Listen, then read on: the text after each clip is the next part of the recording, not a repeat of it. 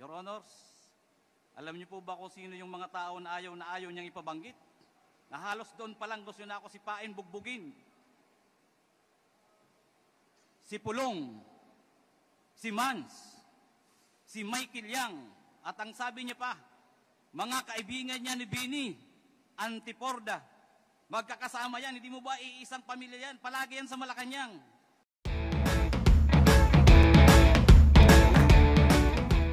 Mayroon pa kaming napalo-up na another mini Cebu laboratory sa loob ng Green Heights Subdivision. Sa Apartel, ito nila yung second floor nila as Cebu laboratory. Sino ang may-ari? Michael Yang pa rin. Ako mismo nag-imbestigar. Ang ginawa ni Duterte, pinagpapatay ang lahat ng mga construction worker na nagbigay ng impormasyon sa amin. Kasama, kung hindi ako nagkamali, kasama na doon yung pinaka-source of information namin, yung katulong na nilagay ni Michael Yan doon sa Apartel. Yun ang nag-info doon sa nag-info din sa amin na construction worker. Ito si Sani Binaventura ang nagbigay lahat ng impormasyon kay Duterte. Pinatay nila. Nung pinatay yung mga construction worker ni Binlaot ng kanyang grupo, nandoon si Sami Uy, personal. Nakita ko. Pati yung Chinese na babae na kunwari hinold up daw siya ng mga construction worker worth 10 million pesos. Hindi totoo yun. Senaryo na lang yun ni Mayor. In fact, pinadala ni Mayor sa akin, sinamahan ko si Sami Uy at yung babaeng Pilipina-Chinese o Chinese-Pilipina doon sa Marco Polo. At saka ginawa ni Mayor sa akin, kung ano daw ituro ng Chinese sa akin, ulihin at patayin na diretso. Yan naisip-isip ko. Kung nawalan ito ng mga assaulted jewelries worth of 10 million, bakit hindi sinabi ni Mayor sa akin? Siguruhin mo to na at least mayroong ma-recover man lang o kalahati. Wala. Ipapatay diretso. Ako po si Police Colonel Eduardo Paderon Acerto. Isang pulis na nagserbisyo ng mahaba at tapat para tulungan ng masawata ang illegal na droga sa ating bansa. Matagal akong naging drug enforcement operative at natalaga ako bilang Deputy Director ng PNP, Anti-Illegal Drug Group at PNP, Drug Enforcement Group. Ako din po ang parehong Police Colonel Acerto na matagal nang ipinapahanap at pinapapatay ni Pangulong Duterte sa militar at sa kapwa ko pulis dahil lamang sa inimbestigahan ko ang ilang taong malalapit pala sa kanya at kay Senator Bongo. Ako po at ang kasamahan kong si Police Captain Lito Perote ang nakadiskubre sa mga illegal na aktibidad at gumawa ng report tungkol kay Michael Yang at Alan Lim, mga personalidad sa illegal na droga na laging nakikita nakasama ni Pangulong Duterte at ni Senator Bongo. Dinukot na po nila si Perote at malamang patay na. Inilalabas ko ang video na ito upang linawin ang ilang puntong naririnig ko mula sa pagdinig sa Senado tungkol sa Parmalee. Yung mga overpriced na face mask at face shield. Gusto ko ding sagutin ang mga akusasyon na ibinabato sa akin ni Pangulong Duterte at ng mga kampo nito at upang ipaliwanag sa mga kapwa ko Pilipino kung gaano na tayo niloloko sa mga kasinungalingan ng gobyernong Duterte. Unang-una sa lahat, huwag sana kayong maniniwala sa mga ipinupukol sa aking mga kasinungalingan. Hindi po ako protektor ng sindikato ng droga. Hindi ako kidnapper. Wala akong dinukot at pinaransom ng mga drug personalities, lalo na ng mga Chinese. Hindi ako involved sa pagdukot at pagpatay sa Koreanong si GEQ. Hindi ako ang direct commander or supervisor ni Superintendent Dumlao at SPO3 Santa Isabel. Hindi ko sila tauhan. Hindi ako nag-smuggle ng AK-47 At lalong hindi ako nagbigay ng mga baril sa NPA. Hindi ko inagawang search warrant operation sa Domoy Shabu Laboratory. To my fellow PMAers, especially my immediate upperclassmen, underclassmen, and my classmate, all right ako dito. Mr. Duterte, may drama pa kayo? At bakit defensive kayo? Tropa ko, ang SOU-3 EDSOT, ang aplikante at deponent ng search warrant. Gabi ng December 29, 2004, alam mo na, Pangulong Duterte, na may search warrant na kami. Ang utos mo nga ay sunugin ang Shabu Laboratory, pero hindi ako pumayag. Huwag mong itatanggi ito, kasi nagpasabi kami sa iyo bago namin isinagawa yung raid. Pinapapatay mo nga sa mga tao mo yung mga involved dito. Itanong mo kay Las Cañas. Actually, nalulungkot ako kasi lumapit naman ako sa Senado noon upang ilantad ang aking intelligence report. Sayang at hindi na ilantad ang report ko noon. At ako pa ang lumabas na protektor ng droga sa report ng Senate Blue Ribbon. Matatandaan na ibinigay ko din ang aking report dati kina Chief PNP, Senator General Bato de la Rosa, PIDEA Chief Aaron Aquino, at pati kay General Oscar Albayalde. Pero deadma, wala silang ginawa. Binigyan ko din direkta ng kopya ng aking report ang isang grupo ng senior Malacanang officials. Ang tanong, bakit hindi inaksyonan ang aking report? Bakit imbis na imbestigahan ang aking mga sinasabi, ako ang idiniin ninyo? Inutos pa ni Duterte na patayin ako. Kung hindi tinago ang report ko kay Michael Yang at Alan Lim, hindi nangyari ang korupsyon ng Parmali. Walang nanakaw na pera ng bayan. Hindi nalagay sa panganib ang buhay ng mga healthcare workers natin dahil sa delayed, substandard o expired na face mask at face shield. Baka hindi sana maraming namatay na Pilipino. Napakaswerte nila Michael Yang at Alan Lim. Hindi nila kailangang idepensa ang sarili nila kasi si Atty. Duterte at mga alipores niya ang abogado at tagapagtanggol nila. Wala po akong planong magtago o tumakas o hindi panindigan ang aking intelligence report. 3 beses po akong umattend sa Senate Blue Ribbon hearing. Nung una, may catheter pa ako noon. Yung pangalawa, late afternoon o sa gabi yun, sa loob ng opisina ni Senator Gordon sa Blue Ribbon, kasama ang aking abogado na si Atty. Rafael Calinisan. Ibinigay ko kay Senator Gordon ang report tungkol kay Michael Yang at Alan Lim. May mga stenographer doon at napakaraming abogado at staff ni Senator Gordon. May hearing na nangyari doon. Nag-oath ako doon. May minutes pa yung hearing na yon.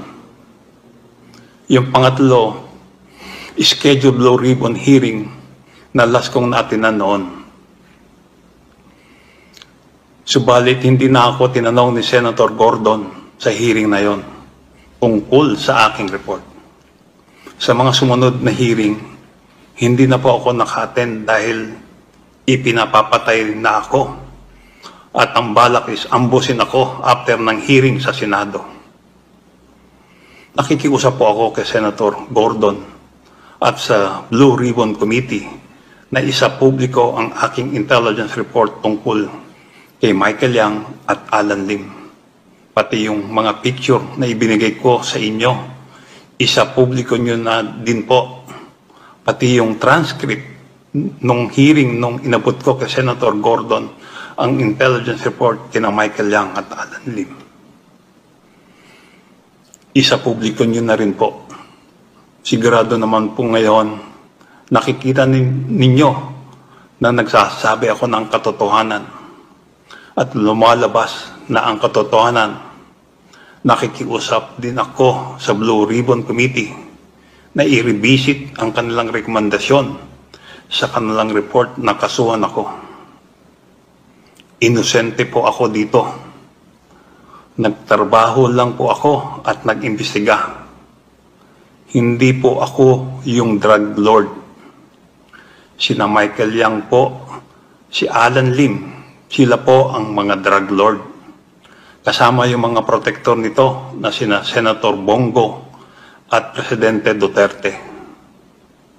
Dalawa sa mga kasamahan ko na humarap sa Senate Blue Ribbon hearing, si retired Captain Lito Perote ay persahang dinukot sa Bacolod, hanggang ngayon nawawala pa. At si retired Master Sergeant Jerry Liwanag ay pinagbabaril at napatay sa Bulacan. Pareho walang masusing investigasyon. Nakiusap din po sana ako sa Senado na imbestigahan kung bakit hindi inilabas at inaksyonan ang aking report ni General Bato, Aquino at Albayalde. Bakit hindi inaksyonan ng palasyo ang report ko? Tuloy po ang paghahanap sa akin para patayin upang itago ang katotohanan. Maaaring mapatay nila ako, pero ang katotohanan ay hinding-hindi mapapatay o maitatago. Nakikiusap po ako sa taong bayan, magising at mamulat na po tayo sa mga kasinungalingan at korupsyon ng gobyernong Duterte. Kapag namulat ka sa totohanan, kasalanan na ang kumikit at walang gawin. Patnubayan nawa ng Panginoon Diyos ang mahal nating bansa. Mabuhay ang Pilipinas. Maraming salamat po mga kagalang-galang na kongresista, the Honorable Chairman of this committee. Bago po sana ako mag-introduce, mas gusto ko po sanang basahin muna ang letter ko po sa inyo para mas malinaw kung ano po ang intention ko dito at kung tama po ang hinihiling ko sa inyo. Yan At bang least the last part, Your Honor. ang iyong babasahin ang buong kabuuan ng iyong affidavit? Your Honor, I may request that my case be investigated of this Quadcom committee. To Honorable Ace Barbers, Congressman Bimbinedo Abante, Honorable Congressman Paduano, and Congressman Dan Fernandez, as I am asking Your Honor, at least siguro kahit ito yung last 3 paragraph, with the forum which this Quadcom will provide, I wish to express my intent to be part of the investigation. And I undertake to tell the truth and nothing but the truth, to shed light on the proliferation of illegal drugs. Should you consider me as one of your resource person, may I respectfully request that I be given immunity from prosecution and placed within the jurisdiction of the House of Representatives or the Witness Protection Program, considering that my testimonies will cause serious and imminent danger to my life and are self-incriminatory. For your consideration and perusal, of course, Your Honor, I attach herewith copies of my sworn statement containing my proposed testimonies and judicial affidavit containing my retraction of my previous testimonies during the Senate, my testimony in the court, more particularly my statement that Colonel Asierto has personal knowledge of the importation of 2 magnetic lifters containing shabu and confiscated in Manila International Container Port on August 7, 2018. Your Honor, again, magandang hapon po. Sa hearing po namin sa Korte, RTC Branch 35 sa Manila, binago ko na po yung statement ko doon. Nang ngayon ko din po may lalabas kung bakit po tinuro si Colonel Asierto para mag-disguise ako. Pero mas mabuti po na ikwento ko ng sunod-sunod para po malaman ng ating mga kalanggalang na kongresista at mga namumuno po sa bawat committee. Dahil ako po ay ngayon pong August 7 is my 6 years nung mahuli po yung magnetic lifter sa custom. September, I think, kung di po ako nagkakamali, was my 6 years when I was cited in contempt in the Senate. Kaya pag binilang ko po, halos 6 years na po akong pinahihirapan sa kulungan. Hindi ko po mailabas ng todo ang aking hinaing. Dahil sa Senado pa lang, pagkahuli namin ng magnetic lifter sa customs, pagdating ko sa Senado, tinutukan na ako ni Poncio Pilato. Yan po ang totoo. Nahuli po namin ang magnetic lifter with Shabu sa Manila Container Port together with PDEA. Then, kasama ko po si Colonel Pajardo, Director of the NCR PDEA.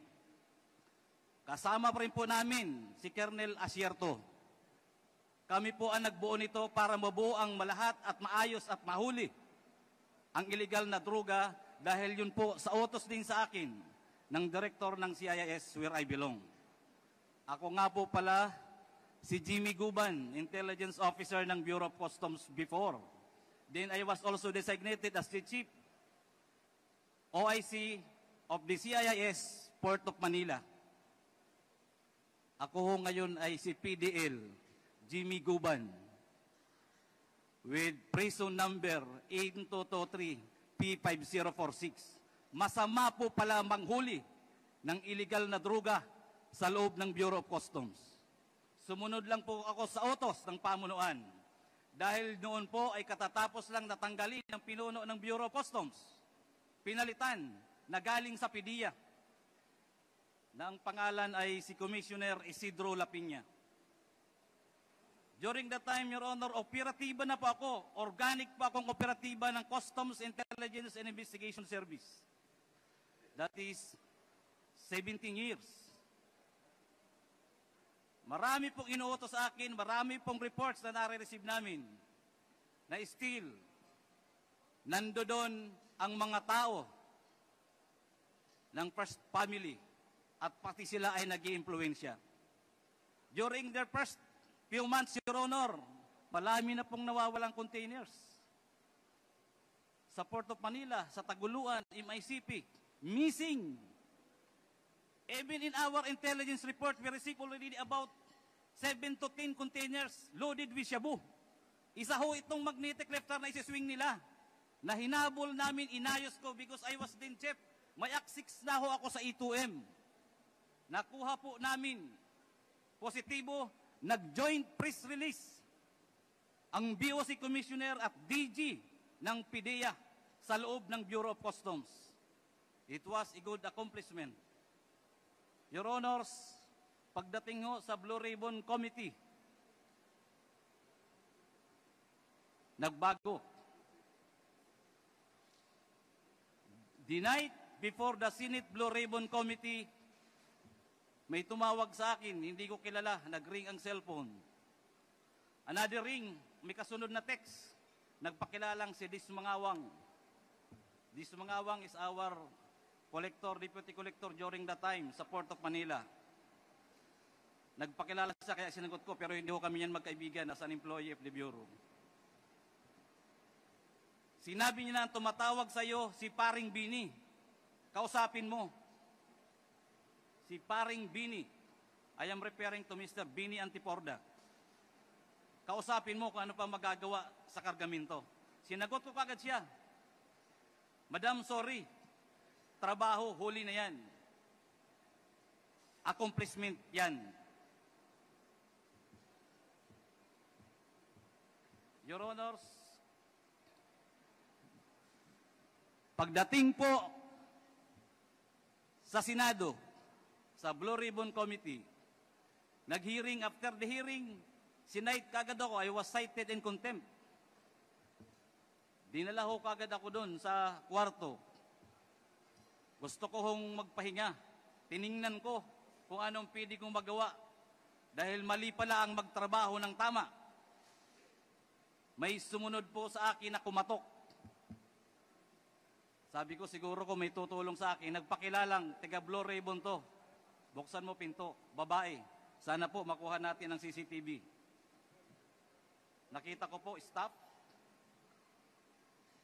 ng Blue Ribbon.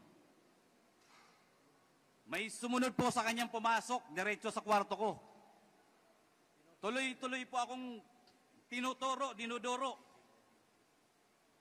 Jimmy, pag binanggit mo ang pangalan na to, pag binanggit mo to, mamamatay ka.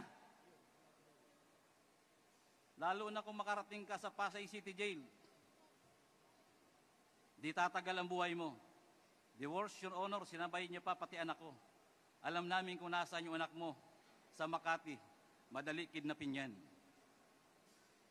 Your Honors, alam niyo po ba kung sino yung mga tao na ayaw niyang ipabanggit?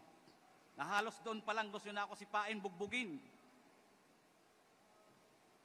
Si Pulong, si Mans, si Michael Yang, at ang sabi niya pa, mga kaibigan niya ni Bini, Antiporda, magkakasama yan, hindi mo ba iisang pamilya yan? Palagi yan sa Malacanang.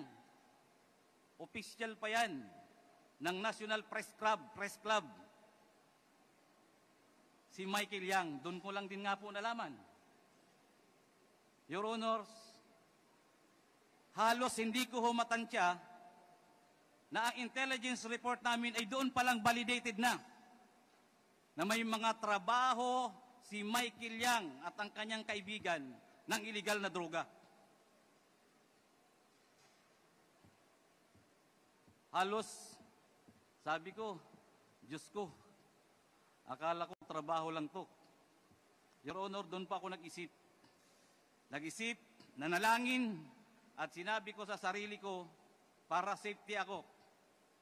At alam kong kaibigan ko naman si Colonel Asierto at malapit sa intelligence report namin, siya na lang ang dinisguise kong importer ng magnetic lifter loaded with shabu. Your Honor, before the time nung ma-apprehend namin yung container, may kasama akong si Hernan Abaryo. By the way, Your Honor, ang may-ari niya na Bicaba Trading, ang consignee na yan, ang may-ari ay tiga Calapan, Oriental, Mindoro. Meron akong kasama na tiga Oriental, Mindoro. Magkasabay, nalaman ko kaagad kung sino si Mr. Bicaba Trading, Bidasto Cabral Barakil. Dahil si Hernan Abaryo ay tiga roon, na-check niya kaagad kung sino si Bidasto Cabral Barakil. Ang pamilya ay nandun lang ang pamilya ni Hernan ay tiga roon sa Calapan City. Si Mr. Barakil ay nagtatrabaho lang bilang traffic enforcer sa Calapan City. Bago ko yan binigay sa PDEA. Inalam at kinausap ni Agent Hernan Abaryo. Umuwi, kinausap, tinawag. Pare, paki-confirm mo na lang kung meron parating or what. Alam niyo yung tatlong tao, normal na normal. Parang walang nangyayari sa kanila. At yung isang inchik, 2 or 3, sabi sa akin, pare, yung inchik nga, hindi takot eh. Sabi ko, bakit? Sabi niya, Michael Yang yan eh. Michael Yang yan, and Mans, Pulong, kami hingi na lang ng tulong sa inyo, tulong yan. Wala pong kakwinta, parang hindi po parang normal lang. Na yung importation ay kay Mr. Bidas, ang consignee ay Bicaba Trading. Your Honor, yun pong tatlong yun, nakuha po yun ng PDEA. Invited by the PDEA or arrested. It was only presented once sa Senate. Umamin sa Senate na kanya yung kargamento, gamit. Pinakiusapan siya ni Mr. Ponichen. I'm sorry, Your Honor, wala pa akong copy. Nagaling po talaga ako sa Bucor. Nandoon po yan, nababasa po yan natin, mababasa at mababasa natin yan. And I can bring that document here. Napakalinaw ng tanong ng chairman ng Magic Blue Ribbon Committee, ng Senate Blue Ribbon Committee. Your Honor, inamin, may ebidensya, yung tatlo lang muna. Bakit nila winala hanggang ngayon? 6 na taon po ako nagsasuffer sa kulungan. Ang tokha nga, double barrel, kunti lang na droga, kulong kaagad, patay kaagad. Nasaan itong tatlo? Si Mr. Bidasto Cabral Barakil, Lagrimas Katipan, Emily Lukigan, ang alam ko yung inchik, pinakawalan din nila. Ano ang meron? At bakit po ako ang dinidikdik hanggang